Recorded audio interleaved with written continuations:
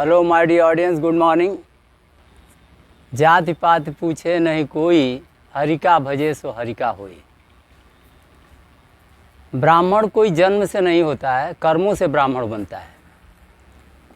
और जात पात का कोई मतलब ही नहीं है। आप एक ईश्वर की संतान हैं, तो जिसने आपको भेजा है उसके लिए तो ज़रूर कुछ कहना चाहिए।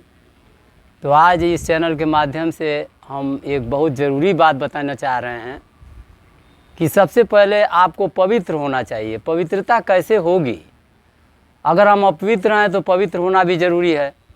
तो इसके लिए एक मंत्र है और उस मंत्र का किस तरह उच्चारण करें वही हम आप लोगों को बता रहे हैं।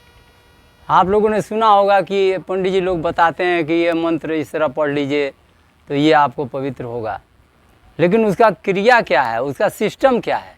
अगर उस सिस्टम हम नहीं जानेंगे और उसी तरह पढ़ने लगेंगे तो उसका कोई महत्व नहीं है।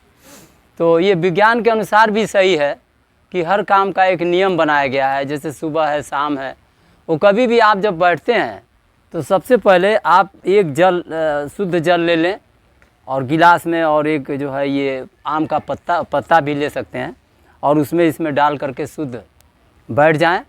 और बैठ करके किसी भी आसन में बैठ सकते हैं। और बैठने के बाद सबसे पहले मैं आपसे बताऊं कि जब तक हमारी आत्मा शुद्ध नहीं होती है, जब तक हम शुद्ध नहीं होंगे तब तक हमारे अंदर शुद्ध चीज़ जाएगी ही नहीं। सारी अशुद्धियाँ आपके अंदर भरी हुई हैं, कहाँ से शुद्ध घुसेगा? तो इसके लिए बहुत अच्छा उपाय है। इस उपाय को अगर आप शायद ध्यान दें तो हमें नहीं लगता है कि पवित्रता खत्म नहीं होगी, एकदम साक्षात समाप्त हो सकती है। तो उसका सिस्टम यही है, आप एक गिलास में शुद्ध जल ले लें और वो गंगा जल मिले चाहे कोई जल साफ़ सुथरा हो, और उसके बाद ये आम का पल्लू ले लें। जैसे कि आम की बहुत पवित्रता मानी गई है, आम फलों में राजा भी है। तो उसको ले करके और बस एक मंत्र है बिल्कुल सिंपल सा, उसको अपने ऊपर जो है छिड़काव करें जल का। तो जल का छिड़काव जब हम अपने बॉडी में करेंगे तो हमारे अंदर का जो वो होगा, जो विकार होंगे, जो विचार होंगे, वो शुद्ध हो जाएंगे। और फिर हम कहीं किसी कार्य में जाते हैं उसमें हमको सफलता तो एकदम मिलनी ही मिलनी है। तो आइए शुरू करते हैं।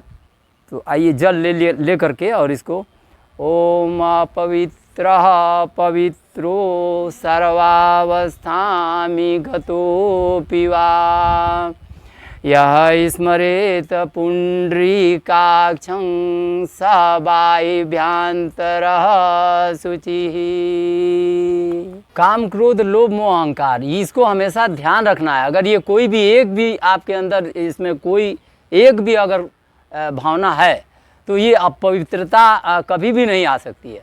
अगर हमारे अंदर क्रोध आ जाता है, जैसे मान लीजिए हम एकदम गुस्सा हो जाते हैं, तो सबसे पहले तो क्रोध पर नियंत्रण करना, और ये बहुत ज़रूरी है। आपको चुप भी रहना चाहिए। काम, क्रोध, लोभ, लोभ माने लालच। ऐसे मान लीजिए किसी ने कहा हमको इतना रुपया दे रहे हैं, उतना रुपया दे रहे हैं, ऐसे करो ऐसे करो, ऐसे भी नहीं करना है, क्योंकि जहाँ भी आपके लालच आएगा अगला आपको लूट कर चला जाएगा। मोह क्या होता है? मोह जैसे मान लीजिए अभी आपने सुना होगा कि कमल के फूल पे जो भंवरा बैठा रहता है, जब शाम होती तो बंद हो जाता है और रात भर उसी में कैद रहता है।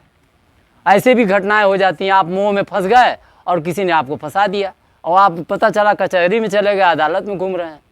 अच्छे भले आदमी जाके कचहरी में फंस गए। तो ये सब बातें बहुत गलत है। मोह, अहंकार, अहंकार में आप कह रहे हैं अरे हमको क्यों दबाए वाला बा, अब बस एक बित्ता जमीन खातिर आप जो है झगड़ा कर लिए और पता चला कई बित्ता यानी कई बीघा खेत बिका गया, अब मुझ पर ताव फैल रहे हैं।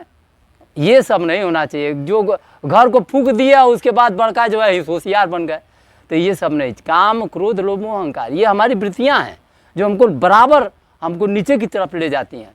तो ये पवित्र वाला जो भावना हमने आपको बताया, ये जल ले करके इसको कहीं भी आप जाएं अगर ये प्रयोग करेंगे तो हमें लगता है कि आपको सफलता अवश्य मिलेगी। विक्रम राज रंगीला चैनल में मैं उमा शंकर आप सभी को हार्दिक स्वागत करता हूँ।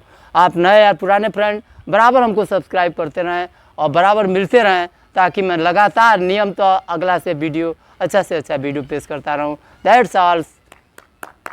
गुड मॉर्निंग, नमस्कार।